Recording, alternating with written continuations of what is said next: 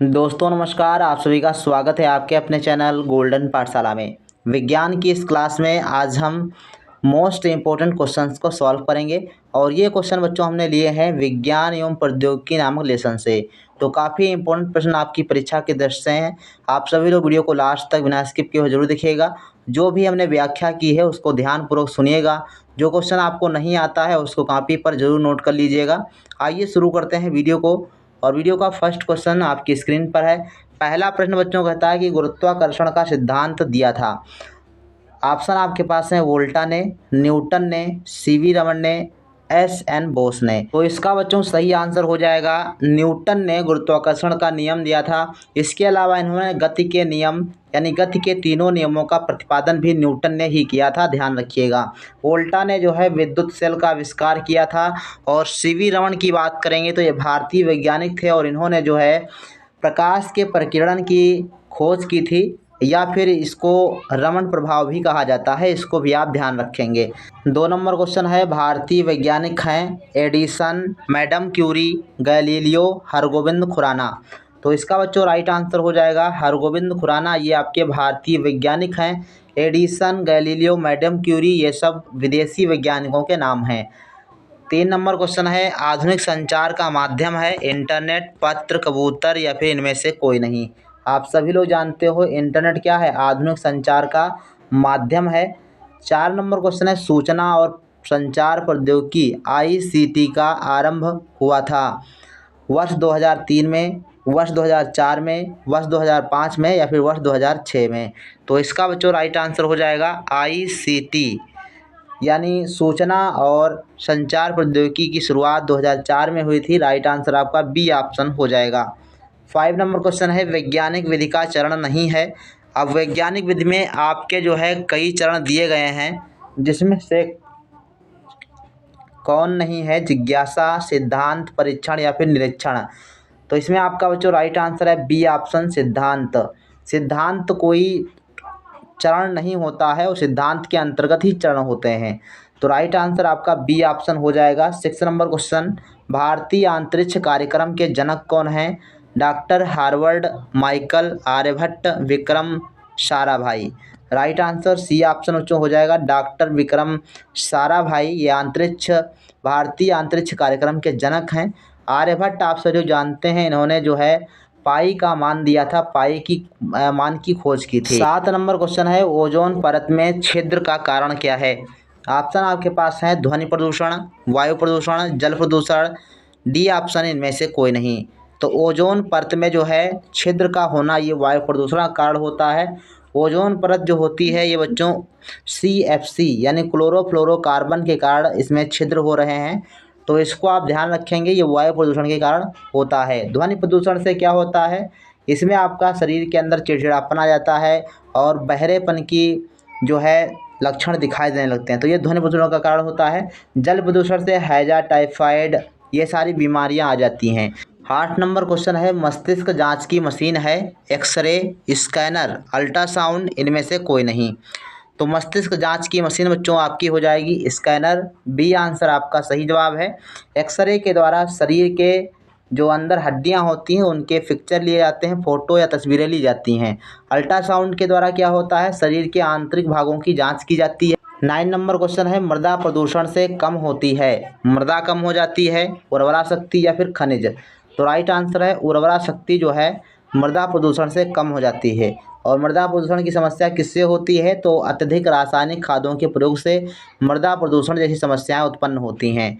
मृदा ये होती क्या है, मृदा होती है पृथ्वी के ऊपरी सतह के कणों को मृदा कहा जाता है। जो पृथ्वी के ऊपरी सतह होती है उसको ही मृदा कहा जाता है। और खनिज पदार्थों से क्या होता है, तो खनिज पदार्थों से मृदा की उर्वरा शक्ति बढ़ती है।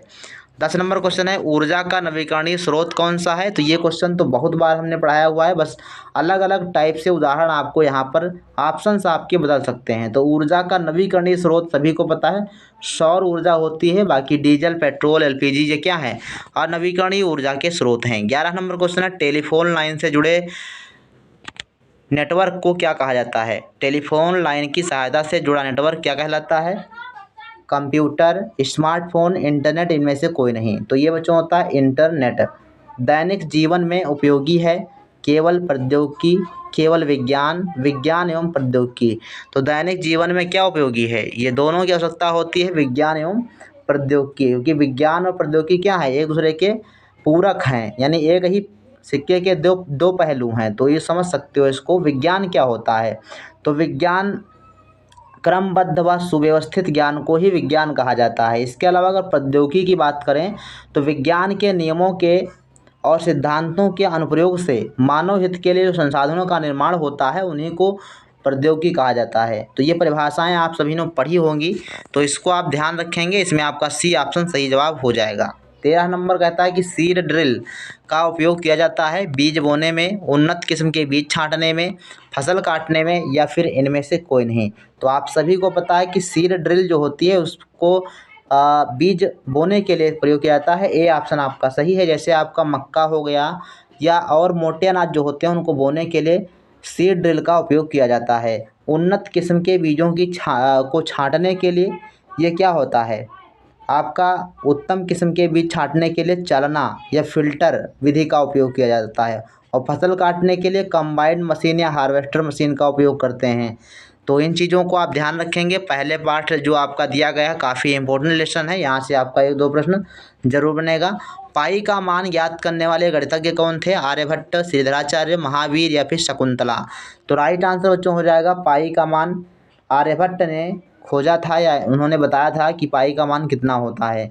श्रीधराचार्य ने जो है मान दिया था, जिसमें हम लोग जो है द्विघात समीकरण के मूल ज्ञात कर सकते हैं। महावीर ये भी आपके गणितज्ञ हुए जिन्होंने बीजगणित और ज्यामिति के विषय में योगदान दिया था। शकुंतला देवी इन्होंने बहुत ही कंप्यूटर की गति से तीव्र गणना करने में विशेष योगदान दिया था। 15 नंबर क्वेश्चन है पेंसिलिन की खोज करने वाले वैज्ञानिक हैं। तो इसमें बच्चों आपका राइट आंसर क्या है, सभी लोग कमेंट सेक्शन में लिखिएगा। Madam Curie, Edison, Alexander Fleming, इनमें से कोई नहीं। तो राइट आंसर बच्चों है सी ऑप्शन, अलेक्जेंडर फ्लेमिंग ने जो है पेंसिलिन की खोज की थी। मैडम क्यूरी ने पोलोनियम और यूरेनियम 2 तत्वों की खोज की थी। और एडिसन ने जो है थॉमस अल्वा एडिसन इनका पूरा नाम था, इन्होंने जो है विद्युत बल्ब और ग्रामोफोन जैसे बहुत सारे आविष्कार किए थे। इसके अलावा बात करें थॉमस अल्वा एडिसन की, तो आज ही के दिन यानी 18 अक्टूबर 1931 ईस्वी को इनका निधन हुआ था। तो ये भी आप बात ध्यान रखेंगे, बहुत ही इंपॉर्टेंट चीज़ें हैं ये सभी। और इनके नाम पर जो है 1093 पेटेंट अमेरिका में नामांकित हैं, अर्थात 1093 इन्होंने जो है आविष्कार किए थे। और 10 साल की अवस्था में ही सिर्फ इन्होंने एक लैब अपने घर में ही तैयार की थी। तो ये इंटरेस्टिंग जो है फैक्ट आपको याद रखने हैं। इसरो का मुख्यालय है मुंबई में, चेन्नई में, बेंगलुरु में या फिर नई दिल्ली में। तो इसरो का मुख्यालय सभी लोग जानते हो, इसरो का जो मुख्यालय है वो बेंगलुरु में है। तो सी ऑप्शन आपका सही जवाब हो जाएगा। 17 नंबर क्वेश्चन देखो, इसमें आपका जो है ये 2010 की परीक्षा में आया हुआ प्रश्न है, इसको भी आप पढ़िए। हालांकि हमने प्रीवियस ईयर क्वेश्चन पेपर से सारे प्रश्न पढ़ा दिए हैं, फिर भी आप दोबारा रिवाइज कर लीजिए। वायुमंडलीय दाब किस यंत्र से मापते हैं, तो आप सभी को पता है कि बैरोमीटर से मापा जाता है। वायुमंडलीय दाब बैरोमीटर से मापते हैं। लैक्टोमीटर से क्या मापते हैं, आप सभी लोग कमेंट सेक्शन में जरूर लिखिएगा। थर्मामीटर की बात करें तो इससे शरीर का ताप मापा जाता है। और सिस्मोग्राफ से भूकंप की तीव्रता मापी जाती है। आप सभी को बताना है कि लैक्टोमीटर से क्या मापा जाता है। नेक्स्ट क्वेश्चन की बात करते हैं। 18 नंबर क्वेश्चन दिया गया है, पुनः ना प्राप्त होने वाली ऊर्जा स्रोत है। तो पुनः ना प्राप्त होने वाली ऊर्जा का स्रोत कौन सा है, 2013 की परीक्षा में आया हुआ प्रश्न है। वायु, जल, कोयला या फिर बायोगैस। तो पुनः ना प्राप्त होने वाला ये आपका कोयला हो जाएगा, क्योंकि कोयला को हम दोबारा प्राप्त तो नहीं कर सकते। 19 नंबर क्वेश्चन है, ऊर्जा का नवीकरणीय स्रोत है पेट्रोल, प्राकृतिक लकड़ी, डीजल या फिर बहता हुआ जल। तो नवीकरणीय स्रोत आपका डी आंसर सही हो जाएगा। बहता हुआ जल ये क्या है, नवीकरणीय ऊर्जा का स्रोत है, बहता हुआ जल। 20 नंबर क्वेश्चन है, निम्नलिखित में से किस वैज्ञानिक ने विद्युत बल्ब की खोज की थी। 2013 की परीक्षा में आया हुआ प्रश्न है। तो हमने आपको पहले ही बताया विद्युत बल्ब और ग्रामोफोन जैसे बहुत सारे आविष्कार एडिसन ने किए थे, थॉमस अल्वा एडिसन ने किए थे। इसके अलावा अगर बात करें एडवर्ड जेनर की, तो इन्होंने जो है रोगों से सुरक्षा हेतु वैक्सीन की खोज की थी ना। टीके का आविष्कार किसने किया था? तो एडवर्ड जेनर ने किया था। और गैलीलियो ने दूरबीन की खोज की थी। अलेक्जेंडर फ्लेमिंग ने जो है पेंसिलिन की खोज की थी। तो ये सारे खोज आपको याद रखने हैं। 21 नंबर क्वेश्चन है, निम्न में से भारतीय वैज्ञानिक हैं, 2014 की परीक्षा में आया प्रश्न। फर्मी, मार्कोनी, सीवी रमन या फिर एडिसन। तो भारतीय वैज्ञानिक कौन है? सीवी रमन है। इन्होंने क्या किया था? इन्होंने जो है, हमने आपको पहले ही बताया था, प्रकाश के प्रकीर्णन की खोज की या फिर रमण प्रभाव की खोज की थी इन्होंने। इसके बाद है, ऊर्जा का अनवीकरणीय स्रोत कौन सा है? अर्थात हम दोबारा जिसको ना प्राप्त कर सकें, तो कोयला। राइट आंसर सी ऑप्शन, 2017 की परीक्षा में प्रश्न आया था। इसके बाद देखो, 2017 की परीक्षा में नेक्स्ट क्वेश्चन ये आया था, एक्स किरणों के आविष्कारक कौन है? हॉपकिंस, मार्कोनी, रोएंटजन या फिर मार्स। तो हॉपकिंस पहला ऑप्शन देखो, और इसमें जो है हॉपकिंस ने क्या किया था? इन्होंने विटामिन्स की खोज की थी। रोएंटजन ने इसका राइट आंसर हो जाएगा। एक्स किरणों की खोज किसने की थी? रोएंटजन ने की थी एक्स किरणों की खोज। मार्कोनी ने जो है रेडियो की खोज की थी। और अगर मार्स की बात करें तो मार्स एक वैज्ञानिक थे जिन्होंने टेलीग्राफ प्रणाली की शुरुआत की थी। 24 नंबर क्वेश्चन है, निम्नलिखित में से कौन सा अनवीकरणीय ऊर्जा का उदाहरण नहीं है? तो अनवीय उदाहरण है, कह रहा है कि अनवीकरणीय ऊर्जा का उदाहरण कौन सा है? तो ये बच्चों आपका हो जाएगा right answer petroleum gas. A option आपका सही जवाब हो जाएगा 24 नंबर में। नेक्स्ट क्वेश्चन की बात करते हैं। 25 नंबर क्वेश्चन है, ऊर्जा का नवीकरणीय स्रोत कौन सा है? तो ऊर्जा का नवीकरणीय स्रोत आप सभी को पता है, सूर्य, वायु, जल, ये सभी। तो राइट आंसर आपका डी ऑप्शन हो जाएगा, 2018 की परीक्षा में पूछा गया था। 26 नंबर, निम्नलिखित में से कौन सा अनवीकरणीय ऊर्जा का स्रोत है? तो कौन सा अनवीकरणीय ऊर्जा का स्रोत? केवल कोयला, केवल पेट्रोलियम, दोनों, कोयला व पेट्रोलियम। तो इसमें बच्चों आपका राइट आंसर सी ऑप्शन हो जाएगा। ये दोनों क्या हैं? अनवीकरणीय ऊर्जा स्रोत हैं। 27 नंबर क्वेश्चन, सिस्मोग्राफ यंत्र निम्नलिखित में से तीव्रता मापता है? तड़ित की, भूकंप की, वर्षा की या फिर बादल फटने की।